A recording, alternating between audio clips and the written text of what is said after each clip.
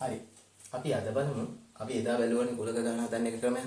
අපි බලමු කුලක ගාන හදන්න තව ක්‍රමයක්. හැබැයි ඒක ක්‍රම දෙකම එකම වගේ. මේක ටිකක් වෙනස්.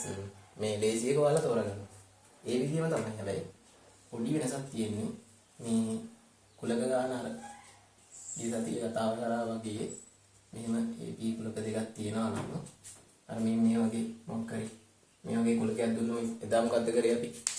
මෙයා වහලා මෙයා පාට කරා මෙයා වහලා මෙයා පාට කරා ඊට පස්සේ මෙයා වහලා එහෙම කරානේ. දැන් පාට කරන්නේ කියොත් වෙලා යනවා වගේ කියලා හිතනවා නම් මෙන්න මෙහෙම වැඩක් කරහැකි. දැන් මෙතන අර ටිකේ මම මේ තේරුම් ටික මොනින් කියලා එන්න. මෙහෙම තියෙන මොකද්ද මාලේ වගේ තියෙන්නේ මේලේ. මේලේ කියන්නේ ඔක්කොම ටික. ඔක්කොම දැන් අර පාට කරපු ඔක්කොම කියලා ගන්න නැහැ. මේකේ පාට කරන්න නැති ඉන්න. එදා මම ගත්තාම එදා පාට කරන ගණන් තිබ්බින්න. ඒතර මේකට අපි කියන්නේ කන්දක් වගේ තියෙන එකට ඡේදනය.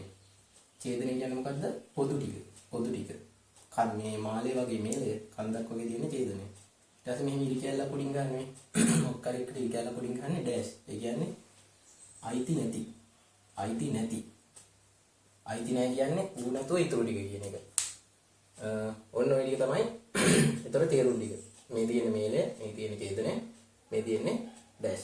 හරි. මුලින්ම මේ ක්‍රමයේදී අපි කරන්නේ අංක දා ගන්නවා. ඒ කියන්නේ මේකේ අර වෙනස් හැඩ තියෙන තැන් වලට අංක දා ගන්නවා. දැන් මෙතන එළියේ 1 ඊට පස්සේ මේ 2 මෙතනත් වෙනස් හැඩයක් 3 මෙතනත් වෙනස් හැඩයක් 4 ආයේ මේ මාසේ දාන්නේ නැහැ. මෙතන එකක් දැම්මනේ. මෙතනත් එකක් දැම්මා. මෙතනත් එකක් දැම්මා. ඔයාලා කැමති විදිහට ඉලක්කම් දැම්මා. මේ 1 2 3 4 ඕන විදිහට දැම්මා. දැන් මම මෙහෙම දැම්මා. මෙහෙම දාලා මේ අර දාපු තැන් වලට ආයෙ දාන්න. දැන් මෙතන වෙනස් හැඩ තියෙන 4යිනේ. ඒකට දාන්න ඕනේ ඉලක්කම් 4යි. දැන් මෙහි ආයෙ දාන්න බෑ. ඒ වටේටම එකක් දාලානේ තියෙන්නේ. එහෙමයි. ඒ කියන්නේ එක වගේ තැනකට එකපාරයි දාන්න පුළුවන්. මේ එක තැනකට එකයි ඉලක්කය. මේ තැනට මේ ඉලක්කය. මෙතන මේක. එහෙමම ඉලක්කම් දාගත්තා. ඊට පස්සේ අර ක්‍රමයටම යන්න තියෙනවා. ඒ කියන්නේ පිටිපස්සේ දෙන්නේ වගුවා ඉස්සරහින් ඉන්නේ කවුද? A නෙමෙයි A ඩෑෂ්. A කියන්නේ මේ රවුමම A. මේ ලකුණු කරලා තියෙනවා මේ රවුම A කියලා. ඒතකොට මේ රවුමම A. B කියලා මෙයාට ලකුණු කරලා තියෙනවා. ඒතකොට මේ රවුමම B. මෙතන තියෙන්නේ A නෙමෙයි A ඩෑෂ්. ඒ කියන්නේ A නම් A රවුම. A ඩෑෂ් නම් A රවුම නැතුව ඉතුරු ටික. A රවුම නැතුව ඉතුරු ටික. එතකොට A ඩෑෂ් කියන්නේ කවුද? A ඩෑෂ් කියන්නේ කවුද? A ඩෑෂ් කියන්නේ A නම් 2යි 3යි. ඒ කියන්නේ 2යි 3යි නේ මේ A රවුමට අයිති වෙන්නේ. හැබැයි A නෙමෙයි අපිට ඕනේ ඩෑෂ්. ඒ කියන්නේ 2යි 3යි නැතුව 1යි 4යි නේද? A ඩෑෂ් කියන්නේ A රවුම නැතුව ඉතුරු ටික. ඒ කියන්නේ වටේ ටිකයි මෙන්න මේ 1යි 4යි. ඔන්න ඔහම ගත්තා. ඊට පස්සේ ඉස්සරහ දෙන්නකෝ පිටිපස්සේ ඉන්නවා B. දැන් B ඩෑෂ් නෙමෙයි කෙලින්ම B ඉන්නේ. B නම් කවුද මේ? B රවුම අස්සේ ඉන්නේ කවුද? 3 ඉන්නවා 4 ඉන්නවා. 3 ඉන්නවා 4 ඉන්නවා. ඊට පස්සේ ඔන්න අපි ඉස්සරහ එක්කෙනා ගත්තා පිටිපස්සේ දෙන්නා වහලා පිටිපස්සේ ඉස්සරහ දෙන්නා වහලා පිටිපස්සේ එක්කෙනා ගත්තා ඊට පස්සේ යනවා මැද එක්කෙනාට කවුද ඉන්නේ මේ ඡේදනය නම් පොදු දැන් බලන්න මේ දෙන්නගේ පොදු කවුද කියලා මේ දෙන්නගෙම පොදු කියන්නේ දෙන්නගෙම තියෙන්නේ මේ දෙන්නගෙම කවුද ඉන්නේ 4 නේද ඉන්නේ දෙන්නගෙම ඉන්නේ 4 එහෙනම් මේකේ උත්තරේ මොකද්ද 4 කියන දා තමයි උත්තරේ විදිහට පාට වෙන්න ඕනේ ඔන්න ඔය වගේ ගන්න දේසිය හරි අපි තව උදාහරණයක් බලමු අපි ටිකක් මෙන්න මේ වගේ ගමු A dash ඡේදනයේ මේලේ B dash ගමු දෙකේම dash dash තියෙනවා මොනවද මොකද්ද කරන්න තියෙන්නේ පිටිපස්සේ දෙන්නේ කොයි ඉස්සරහ කවුද ඉන්නේ A dash ඉන්නවා අපි බලමු A dash කියන්නේ කවුද කියලා A dash කියන්නේ A නෙමෙයි A නැතුව A නම් A රවුම A dash නම් A රවුම නැතුව ඉතුරු ටික මෙතන තමයි රවුම තියෙන්නේ A රවුම නැතුව ඉතුරු කවුද 1යි 4යි නේද ඉන්නේ 1යි 4යි ඊට පස්සේ ඉස්සරහ දෙන්නේ පිටිපස්සේ ඉන්නේ B dash B නෙමෙයි B dash B නම් B රවුම B dash නම් B රවුම නැතුව ඉතුරු ටික. මෙන්න රවුම නැතුව ඉතුරු 1යි 2යි.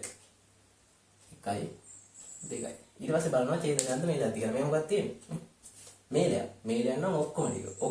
ඒ කියන්නේ මේ දෙකේම තියෙන ඔක්කොම. මෙයා ගත්තා ඊට පස්සේ මෙතන ගියා. මේ දෙන්නගෙම තියෙන ඔක්කොම ටික ගන්න. ඔක්කොම ටික කවවද ඉන්නේ? 1 ඉන්නවා.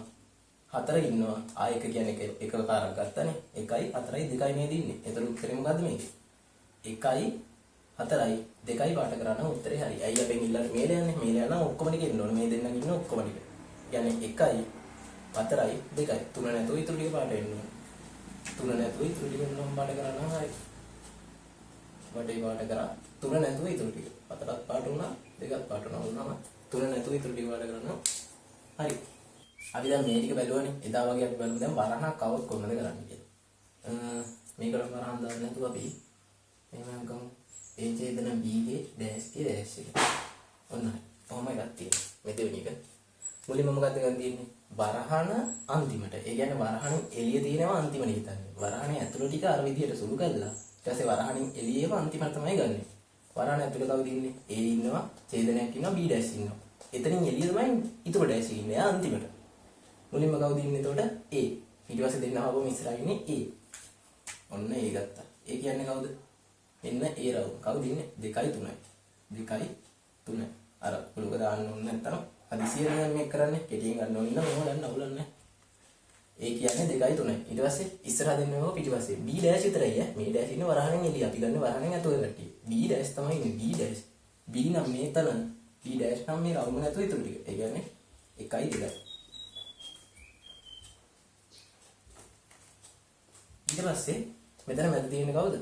මේ මොකක්ද තියෙන්නේ? ඡේදනය. ඡේදනයක් නම් මොකද්ද? පොදු ටික. පොදු කවුද? එතන පොදු මේ දෙන්නගෙම පොදු කියන්නේ දෙන්නගෙම ඉන්නේ. කවුද දෙන්නගෙම ඉන්නේ? දෙක නේද?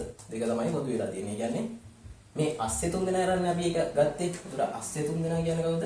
ඒ ඡේදන B ඩෑෂ් එන්නේ උත්තරේ 2යි කියලා. අයියේ මෙයා ගත්තා දෙන්නගේ පොදු ටික ගත්තා. ඒතර මැද තුනම හරි. මෙයා ගත්තා පොදු එක ගත්තා. ඒතර මෙයා ගත්තා පොදු එක ගත්තා. ඒ කියන්නේ මේක තමයි මැද එක.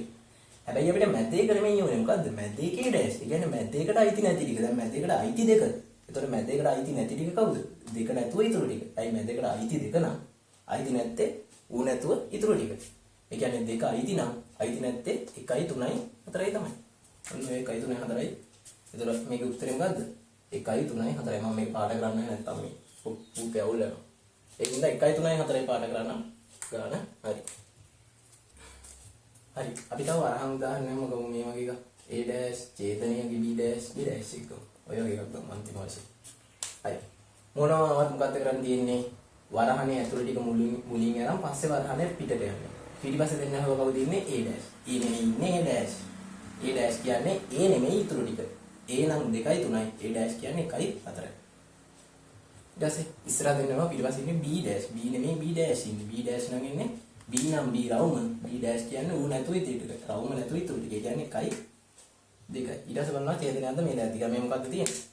ඡේදනයක් තියෙන්නේ. ඡේදනයක් නම් පොදු ටික. දෙන්නගෙන් පොදු වෙලා තියෙන්නේ කවුද? එක නේද? මේ පොදු කියන්නේ දෙන්නගෙම ඉන්න. දෙන්නගෙම ඉන්නේ එක. ඒ කියන්නේ මේ අස්සේ කියන ටිකේ උත්තරේ. ඒ කියන්නේ A dash ඡේදන B dash කියන එකේ උත්තරේ 1යි. අස්සේ තියෙන කට්ටිය 1යි. මේ තුන් දෙනා අරන් මම මේක හැදුවේ. එතකොට 1යි.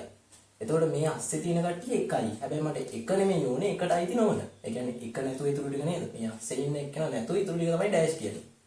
අස්සේ ඉන්න එක්කනගේ උත්තරේ 1. එතකොට එක නැතුව ඊතුරු ටික කියන්නේ 2 3 4. ඒ කියන්නේ 2යි 3යි 4යි පාඩ කරනවා.